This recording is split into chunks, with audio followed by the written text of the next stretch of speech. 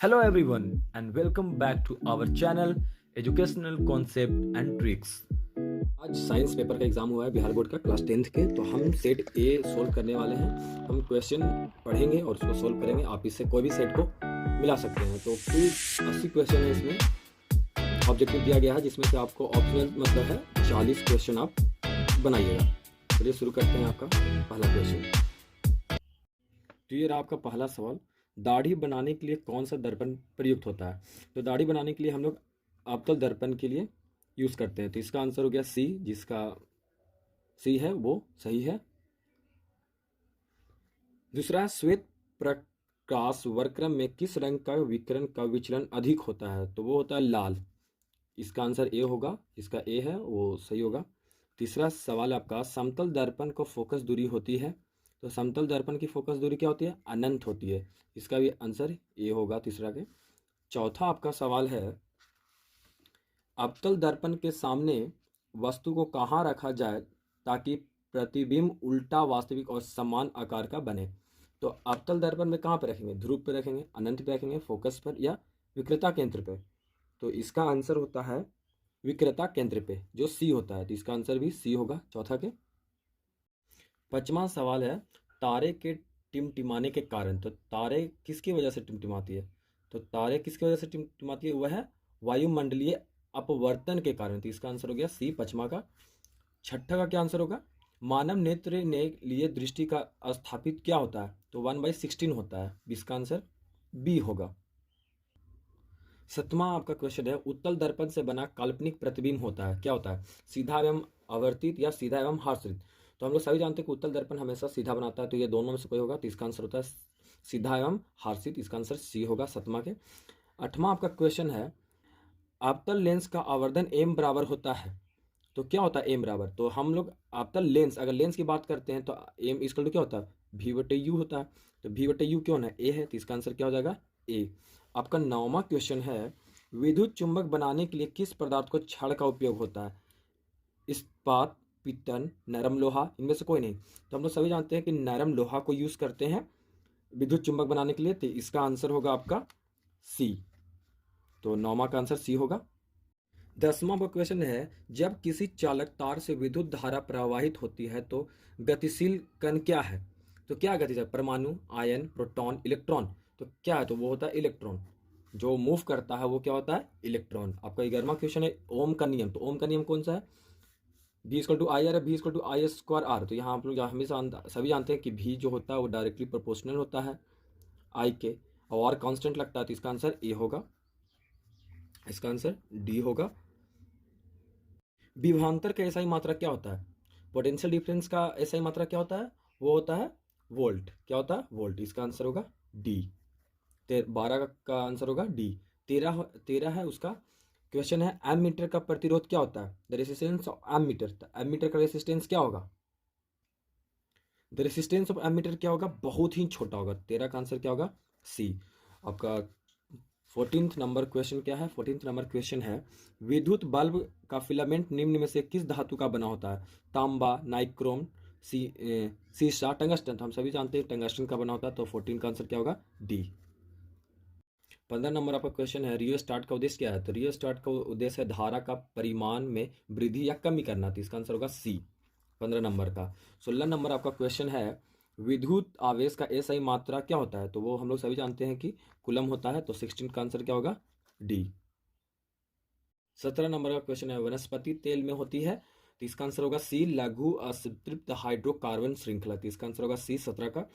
अब आपका 18वां number question है, ब्यूटेन के कितने समयाभी संभव है। तो ब्यूटेन में कितने समयाभी संभव है। तो ब्यूटेन में होते हैं 2। इसका आंसर क्या होगा, बी।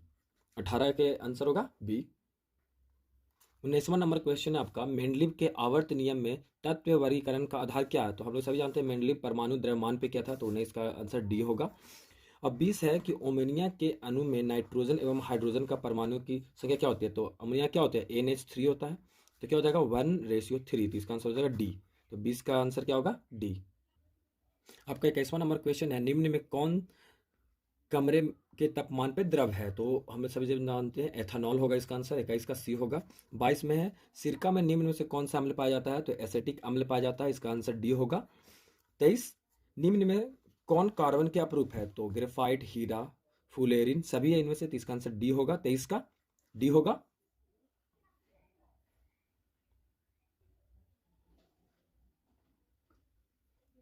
चौबीस नंबर का क्वेश्चन है, एक अनुसूत्र परंतु विभिन्न संरचना सूत्र वाले यौगिक कहलाते हैं, तो उसे कहते हैं अप्रूप। 24 का आंसर बी होगा।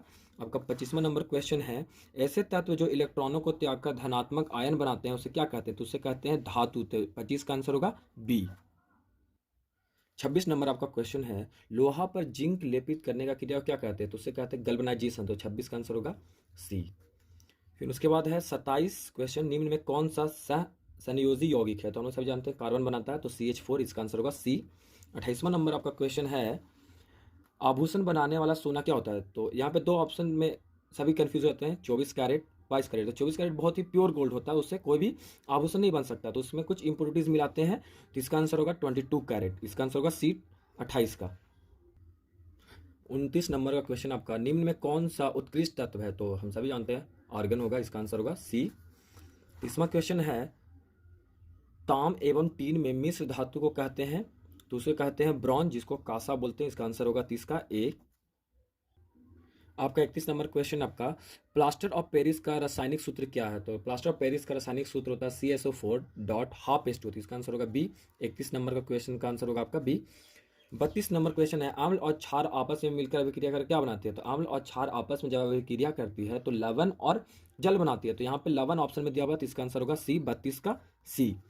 33 नंबर आपका क्वेश्चन है, निम्न में कौन सा संवहन उतर्क है, तो संवहन उतर्क इसमें से होगा एपिडर्मिस और फ्लोएम दोनों, तो इसका आंसर होगा डी, नहीं फ्लोएम और जाइलम, इसका आंसर होगा फ्लोएम और जाइलम, तो इसका आंसर होगा डी। 33 का आंसर होगा आपका डी। तो आपका 34 नंबर क्वेश्चन है, प्रोटोजुआ उत्कर्षित पदार्थों का निष्कर्ष कैसे होता है, तो उसको हम करते हैं निष्कर्षण द्वारा, तो इसका 34 का आंसर होगा डी। 35 क्वेश्चन है, मनुष्य के शरीर की सबसे बड़ी ग्रंथि क्या है, तो ये होता है यकृत, इसका आंसर होगा डी। 35 का क्या होगा आंसर, डी होगा। आपका 36 क्वेश्चन है, शरीर का संतुलन बनाए रखता है, तो सभी जानते हैं मस्तिष्क बनाए रखता है, तो इसका आंसर होगा सी। 36 का आंसर होगा सी। 37 नंबर क्वेश्चन है, किशोर अवस्था में होने वाली शारीरिक परिवर्तन का कारण क्या है, तो टेस्टोस्टेरोन और एस्ट्रोन, तो दोनों, इसका आंसर होगा डी। 37 का आंसर होगा डी। 38 आपका क्वेश्चन है, मानव हृदय में कितने कोष्ठ होते हैं, तो मानव हृदय में 4 कोष्ठ होते हैं, इसका 38 का आंसर होगा बी। 39 नंबर क्वेश्चन, रक्त क्या है, तो सभी जानते हैं रक्त क्या है, एक ऊतक है, तो इसका आंसर होगा ए। 39 का आंसर क्या होगा, ए होगा। 40 है, जीन शब्द किससे प्रस्तुत किया है, तो जीन ने जॉनसन ने किया है, तो इसका आंसर होगा सी। 40 का आंसर क्या होगा सी। निम्न में कौन सा पादप हार्मोन नहीं है, तो कौन सा होगा, ऑक्सीटोसिन नहीं है, इस तो 41 का आंसर होगा डी। 49 फूल में नर प्रजनन अंग क्या है, तो पुंकेसर कहते हैं जिसको, ए। 42 का आंसर क्या होगा ए। 43 नंबर का क्वेश्चन है आपका, निम्न में किसमें द्विखंडन नहीं होता है, तो ये होता है ईस्ट, ईस्ट में द्विखंडन नहीं होता है, तो 43 का आंसर होगा आपका बी। 44 नंबर का क्वेश्चन है, प्रतिक्रिया तंत्र में ऊर्जा का स्रोत है, तो सूर्य प्रकाश, सभी जानते हैं, तो 44 का आंसर होगा बी। 45 नंबर का क्वेश्चन है, निम्नलिखित में से किसे आनुवंशिकी का पिता कहा जाता है, तो इसको कहते हैं ग्रेगर जॉन मेंडल को, तो इसका आंसर होगा बी। 45 का आंसर होगा बी। 46 क्वेश्चन है, हरे पौधे कहलाते हैं उत्पाद, बहुत ही इजी सवाल था, 46 का आंसर होगा ए। 47 नर युग में गुण सूत्र की संख्या होती है, तो 23 होती है, तो 47 का आंसर होगा बी। 48 नंबर का क्वेश्चन है आपका, ओजोन परत पाई जाती है, तो ओजोन परत पाई जाती है स्ट्रेटोस्फेयर में, तो इसका आंसर होगा 48 का ए। 49 नंबर क्वेश्चन है आपका, तैलीय कागज होता है, तो तैलीय कागज होता है भार भाषक, तो इसका आंसर होगा सी। 49 का आंसर होगा सी। 15 नंबर का क्वेश्चन है, लेंस द्वारा उत्पन्न आवर्धन की एसआई इकाई क्या होता है, तो इसका होता है आंसर मीटर ए, तो 50 का आंसर होगा ए। 51 नंबर का क्वेश्चन है, प्रकाश की चाल विभिन्न माध्यमों में क्या होती है, तो विभिन्न माध्यमों में भिन्न भिन्न होती है, मतलब अलग अलग होती है, तो 51 में क्या होगा आंसर बी होगा। 52 वायु में प्रकाश की चाल निर्वात की अपेक्षा क्या होती है? तो वैक्यूम के कंपेयर में क्या होती है? तो हमेशा कम होती है। तो 52 का आंसर हो जाएगा ए। आपका 53 क्वेश्चन है, जो लास्ट क्वेश्चन है। 53 क्वेश्चन है कि लेंस में मुख्य फोकस की संख्या होती है। तो जैसे ये लेंस है तो इसमें दोनों तरफ से होता है, तो इसमें कितने हो जाएंगे? 2 हो जाएंगे, तो इसका आंसर होगा बी। तो 53 का आंसर क्या होगा? बी। 54 नंबर का क्वेश्चन है, विद्युत का अच्छा चालक क्या होता है? तो चांदी होता है, तो 54 का आंसर डी होगा। 55, शुष्क सेल में त्रिन इलेक्ट्रॉन बना होता है, तो वो होता है जस्ता का। जो उसका इलेक्ट्रोड बना होता है वो होता है जस्ता का। तो 55 का आंसर सी होगा। 56 नंबर का क्वेश्चन है, एक जूल का मान क्या होता है? तो एक जूल का मान होता है 0.24 कैलोरी। तो इसका 56 का आंसर होगा ए। 57 नंबर का क्वेश्चन है, 1 मिली एम्पियर बराबर क्या होता है? 1 माइक्रो एम्पियर बराबर क्या होता है? तो होता है 10⁻³ एम्पियर। तो 57 का क्वेश्चन का आंसर होगा ए। 58 क्वेश्चन है, डीजल का उपयोग होता है। तो डीजल का उपयोग करने में हम लोग सभी में यूज करते हैं, भारी वाहनों में, रेल के इंजनों में, विद्युत उत्पाद में। तो इसका आंसर होगा इन सभी में। तो 58 का आंसर होगा डी। 59 नंबर का क्वेश्चन है, सौर सेल सौर ऊर्जा में रूपांतरित करते हैं, तो वो होता है विद्युत ऊर्जा में। तो 59 का आंसर होगा डी। 60, सोना की परमाणु संख्या क्या है? तो सोना की परमाणु संख्या क्या होता है? 79 होता है परमाणु संख्या। तो 60 का आंसर होगा सी। तो आपका अगला क्वेश्चन है 61, निम्न में कौन ऑक्सीकरण की क्रिया नहीं है? तो दहन तो है ही, श्वसन भी है, भोजन का पाचन भी है। तो आपका आंसर हो जाएगा अवक्षेपण। तो इसका 61 का आंसर हो जाएगा डी। 62 नंबर का क्वेश्चन है, ऑक्सीजन का संयोजन का क्या है? तो इसके लास्ट ऑर्बिट में कितने इलेक्ट्रॉन होते हैं? 2 इलेक्ट्रॉन। तो इसका आंसर हो जाएगा सी। तो 62 का आंसर हो जाएगा सी। 63 नंबर का क्वेश्चन है, अम्लीय वर्षा के जल पीएच मान होता है, तो वो होता है 5.6 से कम। तो इसका आंसर हो जाएगा बी। 63 का आंसर क्या होगा? बी होगा। 63 का आंसर क्या होगा? 64 नंबर क्वेश्चन है, चींटी के डंक में कौन सा अम्ल पाया जाता है? तो चींटी जब काटता है तो हमें वो अम्ल मिलता है, वो होता है मिथेनॉइक अम्ल। तो इसका 64 का आंसर हो जाएगा आपका सी। 65 नंबर क्वेश्चन है, बुझा हुआ चूना। तो बुझा हुआ चूना को हम लोग उसका सूत्र क्या होता है? तो इसका सूत्र होता है CaOH के हॉल 2। तो इसका आंसर हो जाएगा ए। 65 का आंसर होगा क्या? ए। 65 का आंसर क्या होगा? ए। निम्न में कौन भस्म नहीं है? 66 का आंसर क्या होगा? तो 66 का आंसर होगा आपका ए, CaO। 66 का क्या आंसर होगा? 66 का ए। 67 का 67 का जस्ता का अयस्क है। तो जस्ता का अयस्क क्या है? Zinc blende. तो इसका 67 का आंसर क्या हो जाएगा? बी। 68 नंबर क्वेश्चन है, सिलिकन एक। तो सिलिकन क्या है? सिलिकन एक उप धातु है। तो 68 का आंसर क्या हो जाएगा? सी।